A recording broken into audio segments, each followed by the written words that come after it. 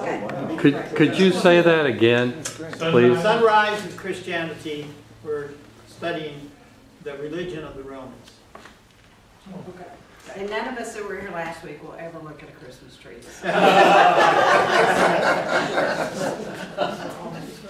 Oh boy, Carolyn. Take it away. I've got to be careful what I say. Thank you so much. Tomorrow is January 21st. Anybody Catholic background know what Saint's Day this is? Paul Brunner, do you know? Paul the Apostle? Paul the Apostle? Could be, I doubt it. It's the festival of St. Agnes.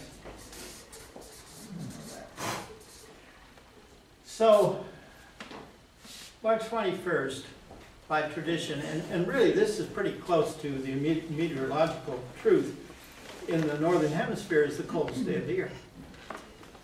Now we're having our, what we call winter in Texas here, and pretty cold last night, and that's, that's going to happen this time of year, but you have to go out to Minnesota somewhere to find out what winter is really like on January 21st. Anyway, on St. Agnes Eve, virgins had the opportunity, if they followed a certain procedure, in other words, if they ate at a certain time and went to bed at a certain time, they would dream, they would have a dream and see their future husband. So they were very anxious to go to bed that night. And so the Eve of St. Agnes was a huge thing back in the Middle Ages, but I think it's been primarily eclipsed by Valentine's Day, which of course, as we talked about in the past many times, that's the Roman holiday known as the Lupercalia. Now, today I want to talk about the fact that the Romans were the most religious people in the world. They had a god for everything. Now you think that's a little bit of an exaggeration, but there's a lot of truth in it. They had gods for and temples for deities that we wouldn't even imagine. Let me show you how bizarre this gets. They had a god named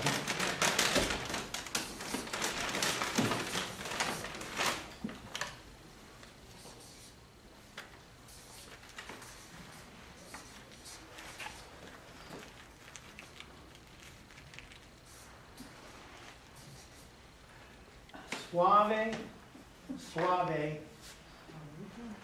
Vita. Itia. Suave Itia. Oh, you kind of can see Suave in there somewhere. This is the god of kissing.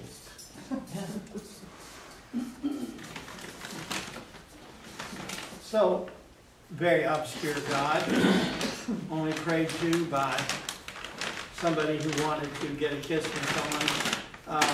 But we would associate this with fertility gods, right? And so they have so many of these.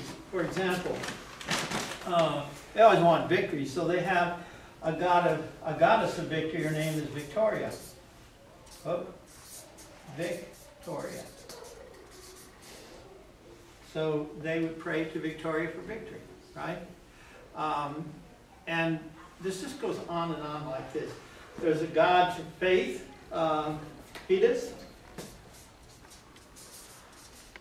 And they built actually a temple to faith.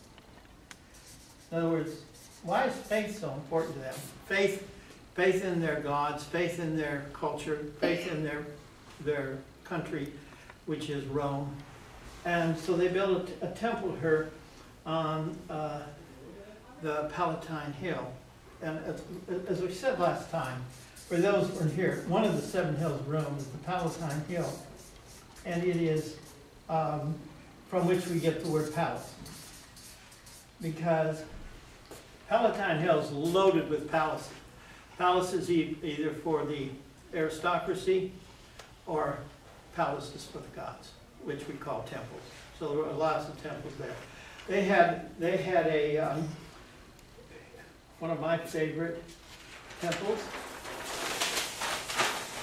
temple to Moneta.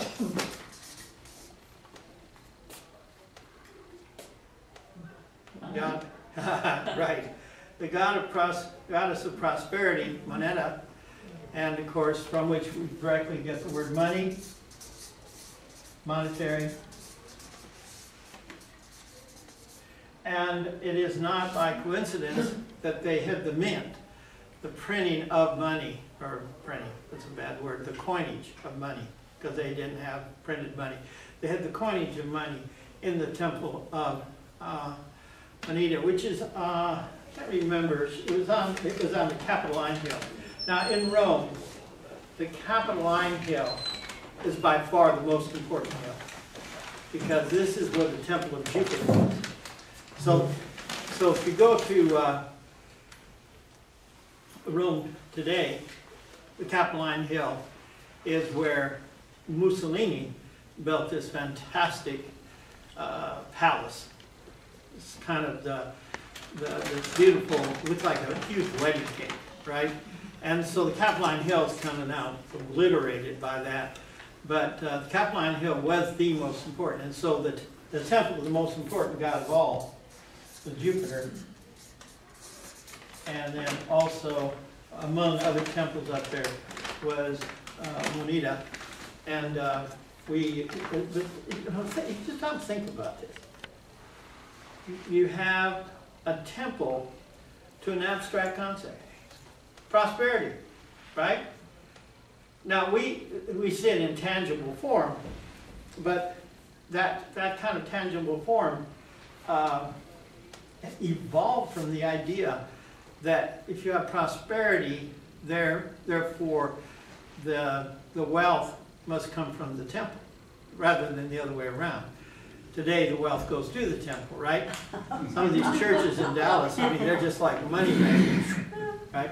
And so there was speaking of these gods, there's another god, a very, very prominent god by the name of Apollo. Now Apollo is interesting. Apollo is basically the sun god. Apollo is interesting because Apollo is used by both the Greeks and the Romans. They use the name Apollo. Apollo is the god of medicine. And is, it's fascinating. So the Romans had a slogan, Apollo for health, Mercury for wealth.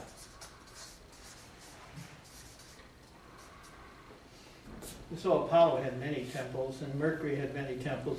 Mercury is the messenger god. His name is, his Greek name, of course, is Hermes. And he gets associated with business, with economics. And Hermes, what English word do we have from Hermes? Hermetic, yes. Something is hermetically sealed, right? That is, it's sealed in the fashion of Hermes. It's completely sealed, means completely secretive.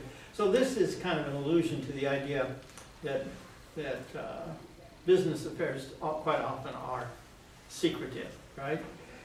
So Apollo for health, Mercury for wealth. So if you wanted to get rich, you prayed to Mercury. If you wanted to be healthy, you prayed to Apollo. But you had many other people who prayed to. For example, another name used for health in Rome was, let me get this up higher, so if I get too low, somebody in the back can't see it. Another name for god of health was Salus. And so Salus is one of several, god of health. And you might ask, why do you have more than one god? Well, the problem is the Roman and the Greek religions were fused together. So they ended up with all these multiplicity of gods who actually did the same thing. Well, anyway, one of the Roman names is Salus. And so from this, of course, we get the word of, when you greet people, you want to give them health, good health. So we call salute. Salutation. Salutation, yes. So salutation, good health to you, right? So you think of all these military people saluting, and you think they're telling each other to be healthy, right? Which is a little hard if you're in battle, right? To stay healthy, but that's what it is. Isn't there an expression called salute? Toasting.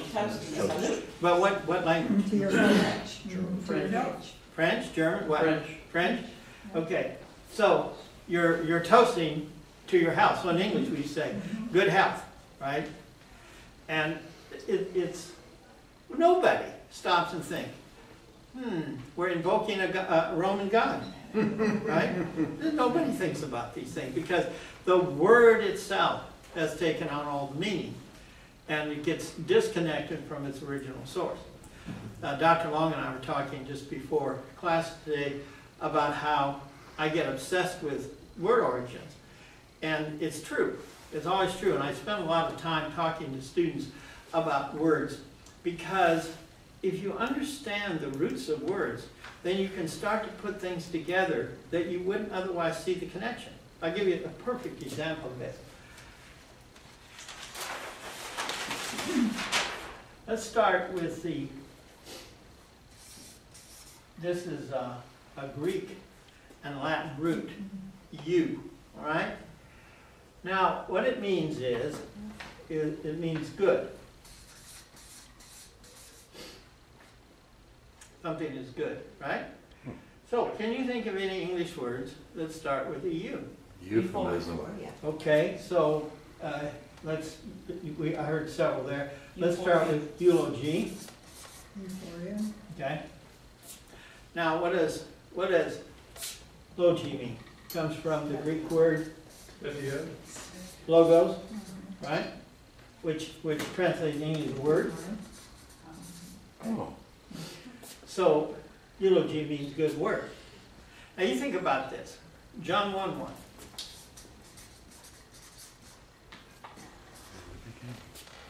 In the beginning, it says in English, in the beginning was the word, but in Greek it's in the beginning was the logos.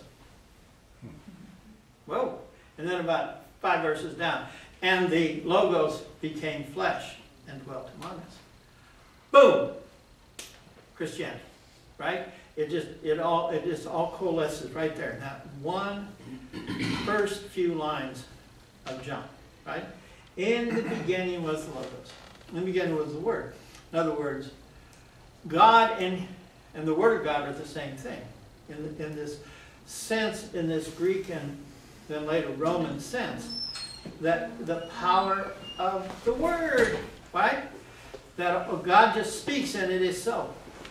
The will of God is spoken, and God spoke and the world comes into existence, right? This is amazing, amazing kind of a thing. So, he mentioned, somebody said euphoria. Euphoria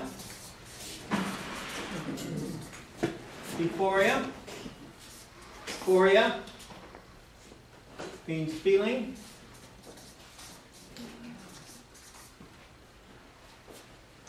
Good feeling. I feel good.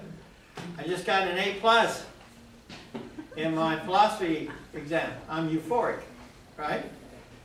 So we use this all the time. And then you have Asia. Thanos in Greek means? Good death. Well, no, Thanos means death. And then you means good. Euthanasia. So we had to euthanize our baby pet. Our little pet was so precious to us, but he was sick and had to be euthanized, right? You ever think about euthanized is a euphemism.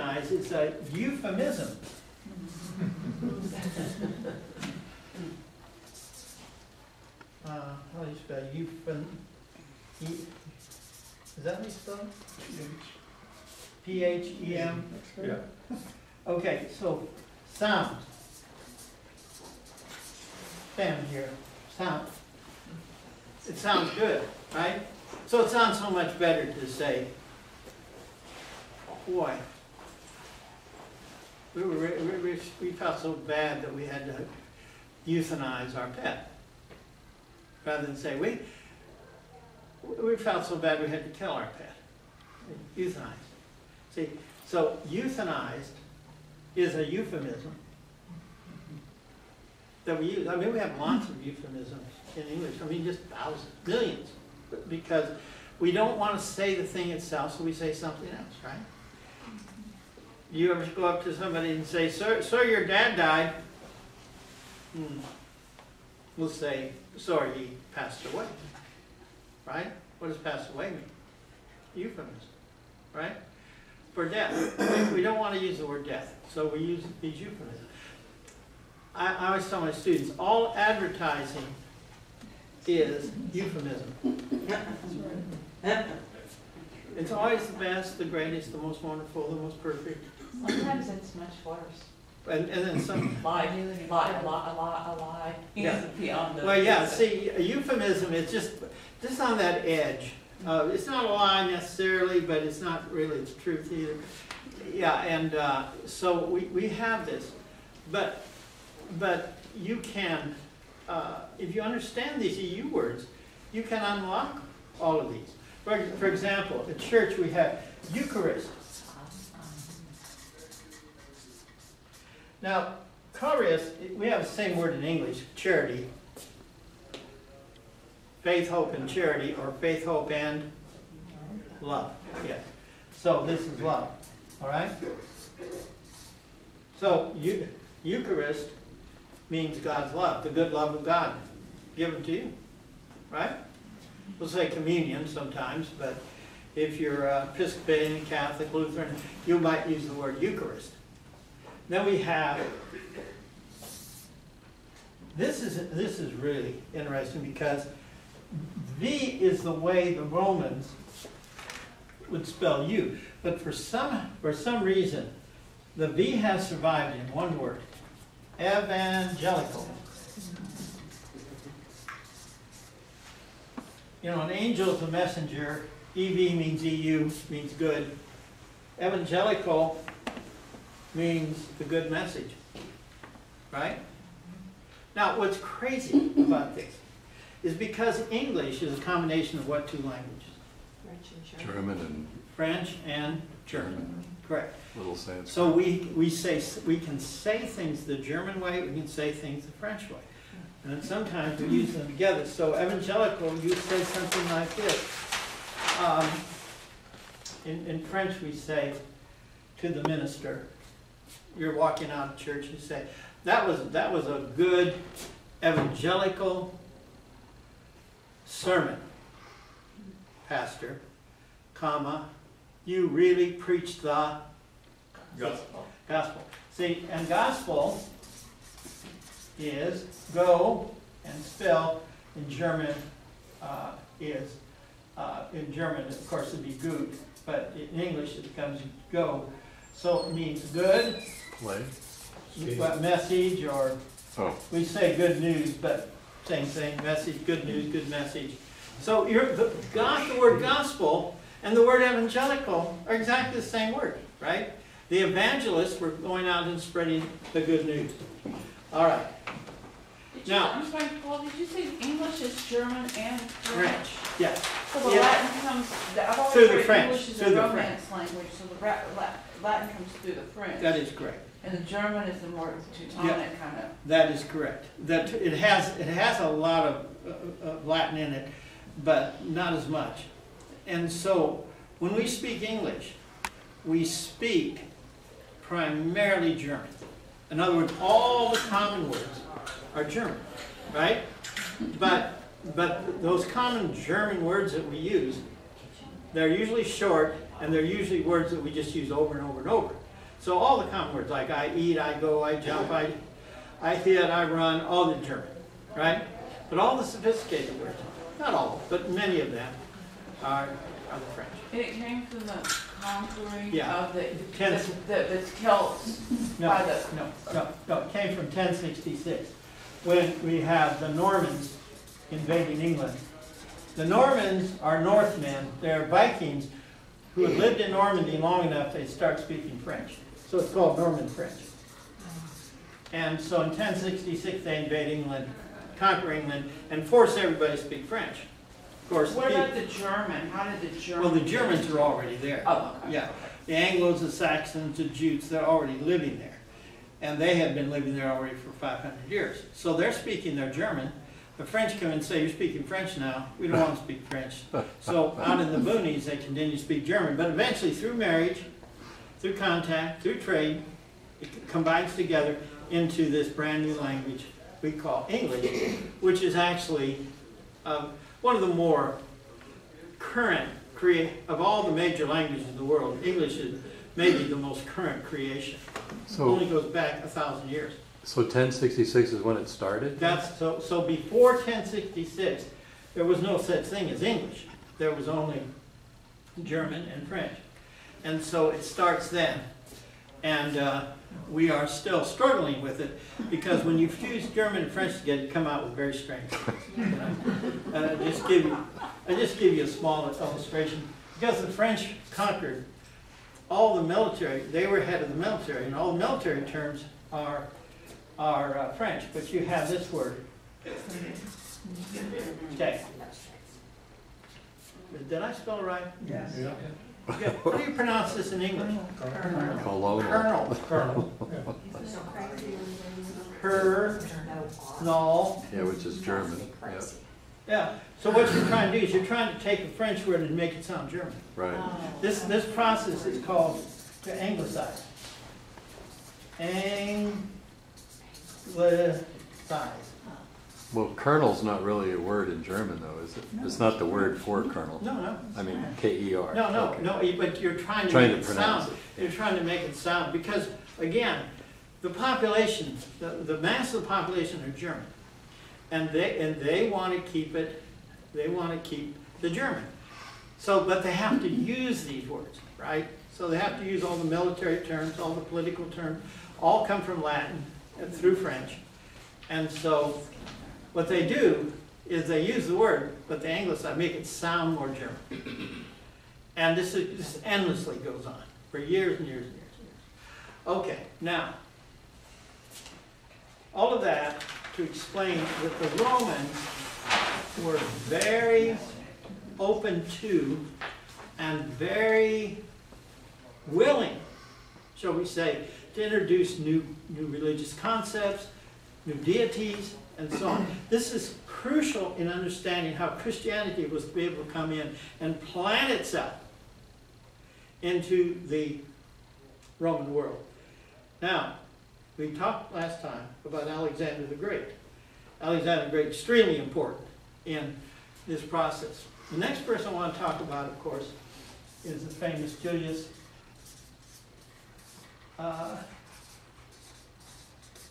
Is that right? C what? S-A-R. Yeah. Now, obviously, I can't spell, never have been able to spell. Must be It's French. amazing I've gotten as far as I've gotten. And I've tried. Now, tomorrow morning, I'll be able to spell that perfectly. But words just come and go. Things just float in and out of my mind. And this is one of them. To me, that looks wrong. But that's correct. But anyway, Julius Caesar. I want to talk about Julius Caesar because in Julius Caesar, you have kind of the core of what had to happen in order for Christianity, to kind of coalesce, to take place. So I want to tell you the story of Caesar just briefly. Most of you know the story, but it's important to show you how it all fits together. Well, Julius Caesar had worked his way up to become a Roman general at a very young age, very successful, very brilliant at strategy, and he was just so powerful and important, and he is the one that first went and conquered Britain. Now, let's stop here for a minute. Britain comes from the word Brutus. Brutus is one of these descendants of Romulus who went, Brutus is a fairly common Greek and then eventually Roman name. Brutus went to, left Rome and had a settlement in what is today England. So it got named after him. And by the way, this is how the Romans justified conquering Britain. Because they said, well, this is an old Roman settlement, see, settled by Brutus. Now, I doubt that's true. The people that were there were the Celts. Sometimes spelled with a C and sometimes with a K. The Celts or the Celts. And he went over there. We're kind of still in the Stone Age, basically, so it wasn't too much of a victory, I imagine. But the problem with England, of course, you got to get there, right? So he had to come in with the Roman fleets and conquered England. He conquered Gaul. Gaul, of course, is what we call today essentially France, and a whole bunch more. And so Julius Caesar gets to be very powerful. And he gets very unhappy with what the Roman Senate is doing. And so they decide to, he decides to march on Rome and threaten Rome, as it were, to get his way. And he comes and brings his army up to the famous river, the Rubicon, right? And the question is, if he crosses the Rubicon, that'll mean war. So, what does he do? He crosses the Rubicon, and he comes in, and he conquers Rome. But he wants to, according to him, he just wants to take over and rule Rome for the benefit of everyone. The Senate, of course, had appointed all the rulers. This is why it was a republic. So if you look at Roman history, just real simple, Roman history can be divided into two parts. The Republic, which was modeled after Athens, and then the Empire. And the dividing point, of course, between these is JC, Julius Caesar. And so the Republic had been extraordinarily successful city-state, which just keeps getting bigger and bigger and bigger and conquering more and more and more. And the city-state was called a republic and was fashioned in the way that Athens was fashioned. Government, in terms of government. Well, when Julius Caesar conquers Rome, you know, he says, I'm not conquering to take over, I'm just conquering to improve and to continue the great Roman Republic. And so he does that, and he rules, but the Senate, because they are so intimidated by him and his army, they vote him in, and they declare that he's dictator, which the term dictator, by the way, nowadays is taken on a very pejorative term. But originally, dictator was just the person the Roman Senate agreed would rule Rome and for a year. And then they just kept extending this over and over again. So Julius Caesar is pretty successful, but there's constant rumors that one day he is going to declare himself king. Now this is a dirty word for the Romans, the word king. Because king implies then that the people will never have a say again in choosing the leader. The way in the Republic, the way it was, the Senate, of course the people in the Senate are a very small little part of the population, but the Senate, the citizens, through the Senate are going to pick the leader. And what they're fearing is that if somebody declares himself king, then he will be, his son will be king, and then his son, and they'll never have another say again in the leadership. And Rome will go into the toilet like so many other cultures, because what happens with kings is they have power, and what does power do? It corrupts. And the more power they have, the more absolutely corrupt they become. And this is exactly why Julius Caesar gets assassinated. Because they fear this more than anything. They become obsessed with this. We're sure that Julius Caesar is going to declare himself king, and we've got to stop him before he does it. And the only way they know how to stop him is to assassinate him, right? So they assassinate him. You know, famous Brutus, and two Brutus and Cassius and all the rest of them. And they think they are saving Rome. What the fools didn't realize is they create the very thing they're trying to avoid. Only worse. Only worse. Because when Julius Caesar is dead, there's no leader. So now they break up into various factions, right? And they fight a war, and there are any number of contenders who are trying to take Rome by a coup d'etat. A coup d'etat means in French to hit the state. This is one of the strange French phrases that we use in English exactly as it is in the French, except maybe for the accent. What does that mean? It means coup means to hit. Ah. And état, you see, you could see the S there, you would see that state. Oh. See, so you hit the state. But that means a military thing. In other words, when Castro took over Cuba, he did it as a coup d'etat. He did it as a military operation, right? So what's the time frame when Brutus got Okay, him? that's a great question. So this is about 40 BC, approximately. Right? So the coup d'etat, actually what Brutus and Cassius and the others are doing in their cabal, you know this word, cabal? They had a cabal, meaning they had a group of men who are conspiring together in secret to do a bad thing. John Wilkes Booth was in a cabal, right? Well, anyway, conspiracy. So that was a coup d'etat. And then you have all these people that are trying. Brutus, by the way, is one of these military leaders who's trying to take over Rome.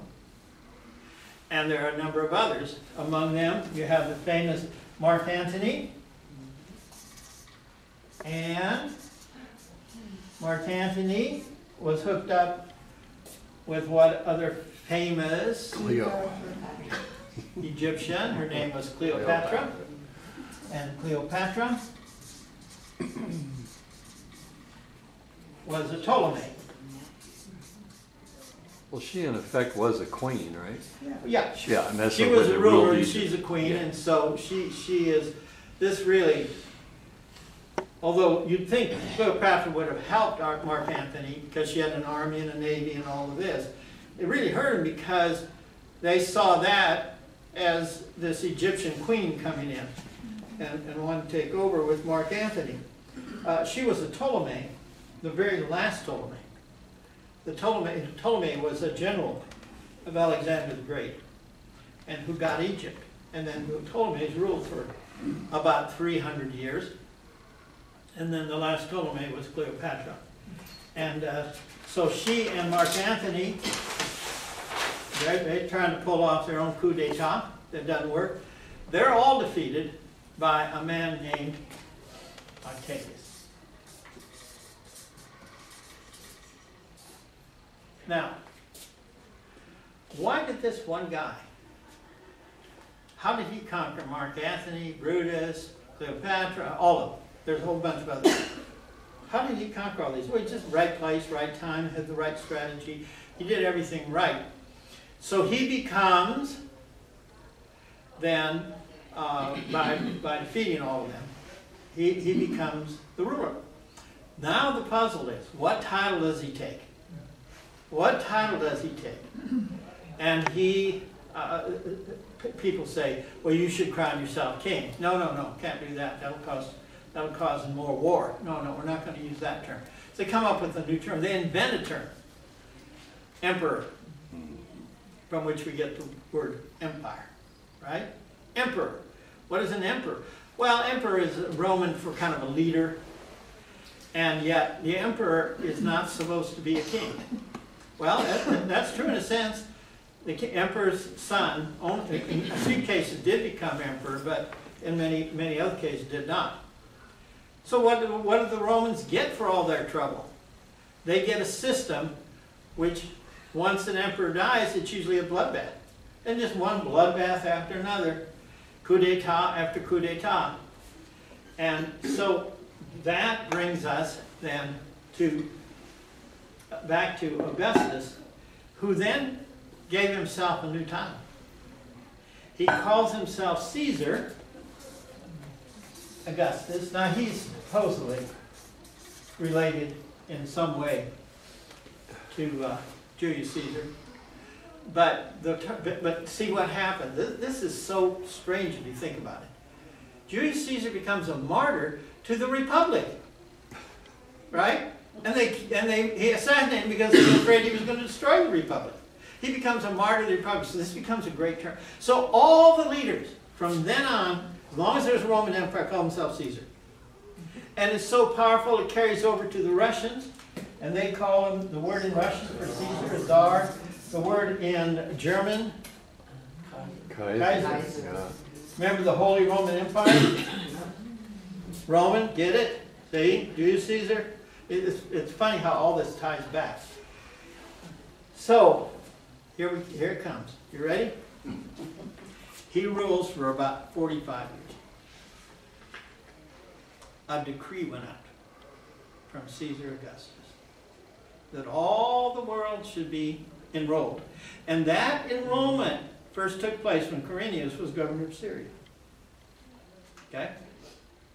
Famous line in the gospel that starts the birth narrative of Jesus, right?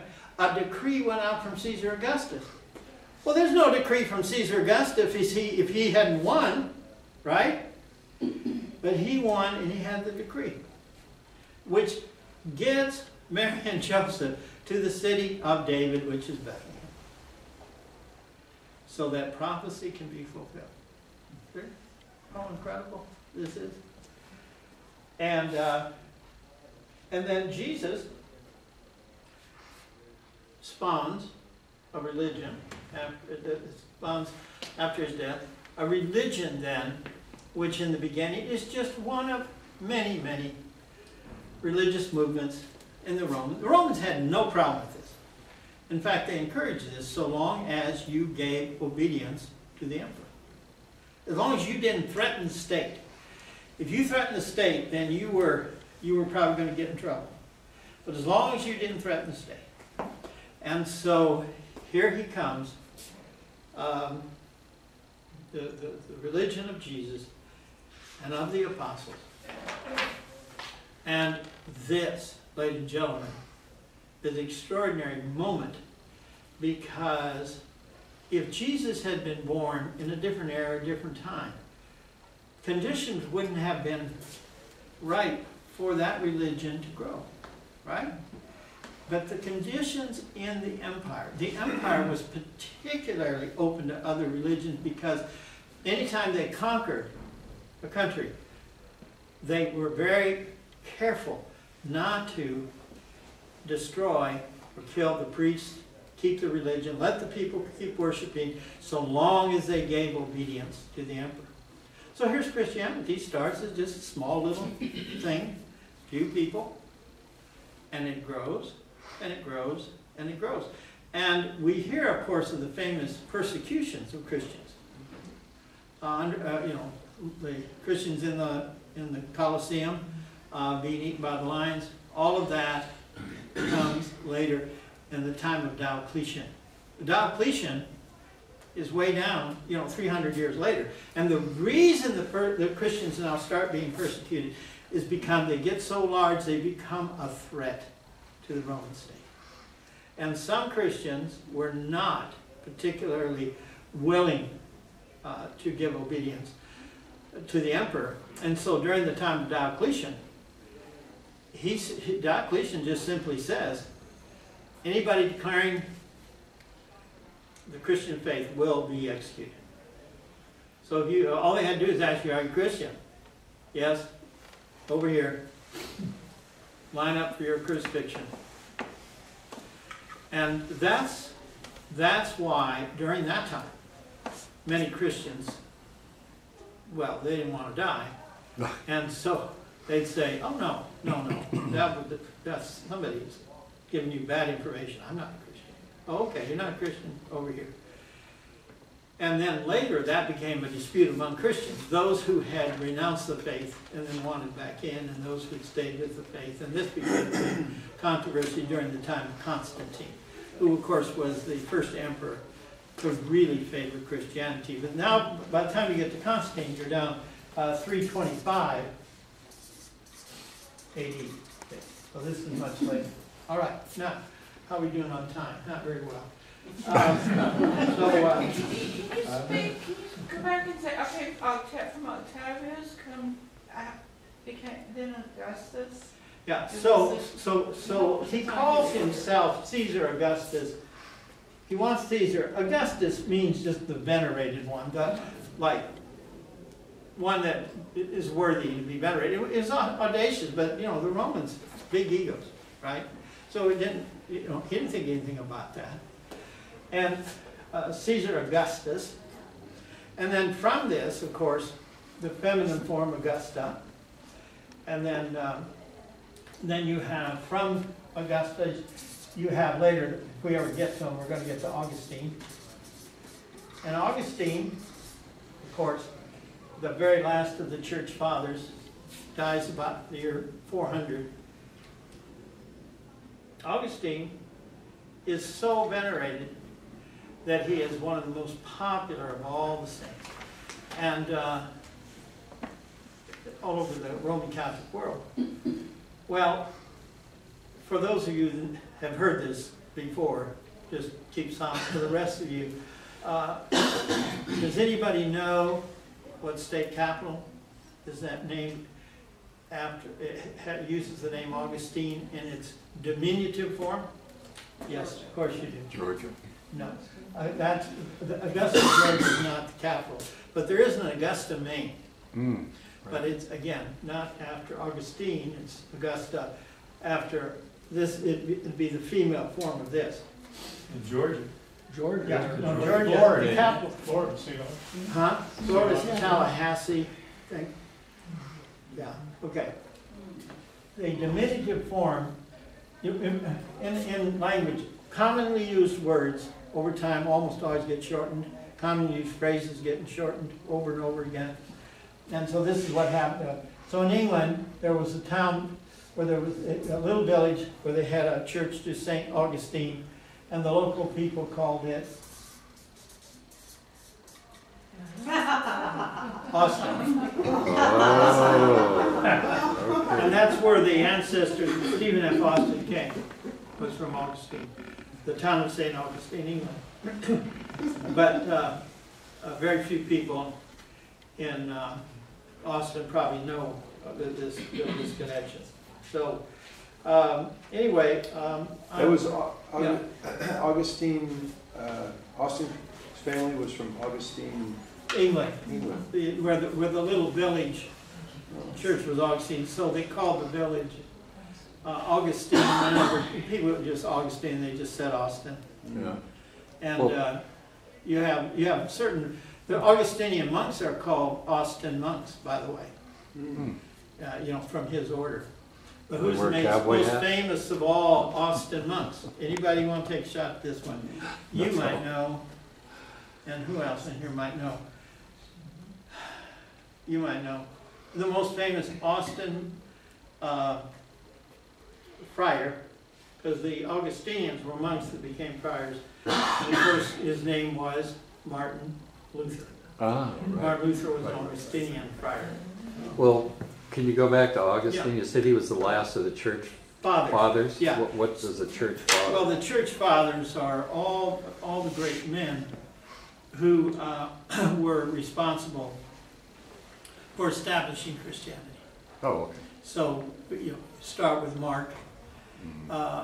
Mark went over to Egypt, and within a few years, I mean, very, very short time, Christianity is implanted in Egypt and eventually becomes the dominant religion for the next 550 years in Egypt until Islam comes along. And that, of course, is because of the beginning of the work of St. Mark. So Mark's gospel was written for Egyptians. He wanted to keep it simple. He wanted to keep it short, right? So it is very much appeals to those people.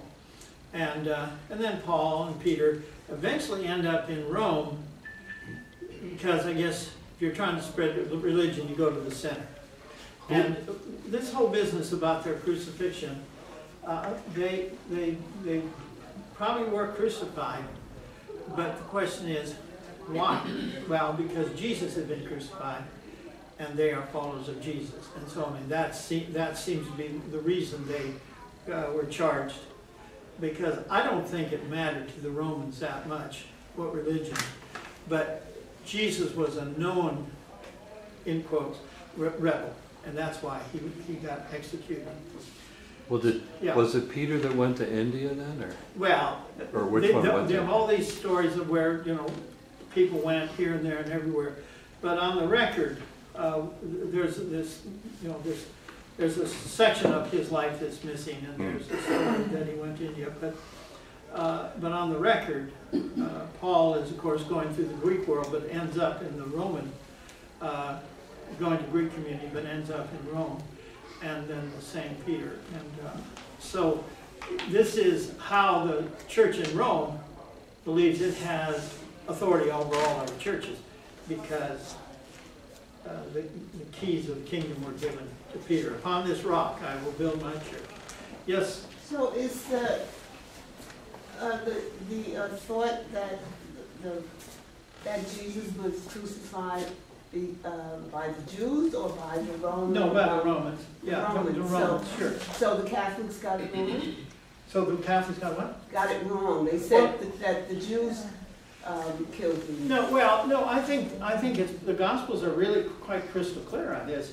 He is charged with the crime of being the king of the Jews. Now, all Jesus had to say is, no, I'm not king of the Jews. Okay? Remember, again, back to Roman principle. Rome does not like kings. They like emperors. And, you know, obedience to the emperor. So if Jesus was in fact a king, then of course that would be a violation. Because remember, at that time, they're in Rome. They're in the Roman Empire, right? And so with Jesus, all he had to say is, no, I'm not king of the Jews. But he didn't say that. Okay? And if you think about it, you know, if anybody was ever king of the Jews, Jesus probably was. But the point is, the Romans believed he was king of the Jews. That's why he's crucified. And then that's why Peter gets crucified, and that's why Paul gets crucified, because they're followers of Jesus who are believing in the king. In other words, once the Romans decided you were persona non grata, that you were not a person that they wanted to deal with, then it was just simpler to execute people than keep them in jail. They didn't have jails, essentially. You either got executed or you got off, right? And you get off by paying some money. Almost anything, right? But they use crucifixion as a dramatic demonstration of what happens to you if you don't follow the Roman ideal and plan, which is first and foremost obedience to the emperor and pay your taxes. Then you can do whatever you want to. You want to follow some strange god from some strange land, that's your problem. Go ahead. Just don't call yourself king. Huh? Just don't call yourself king. Just don't call yourself Okay, if king. y'all have questions for him, save those for next week. I'll be back with All us next right. week because we've run out of time. Well, thank you. So we do Karen. have a love offering over here. If you pass through, just drop something. So we thank you everybody Thank for you. coming. Thank you. Look forward to seeing you.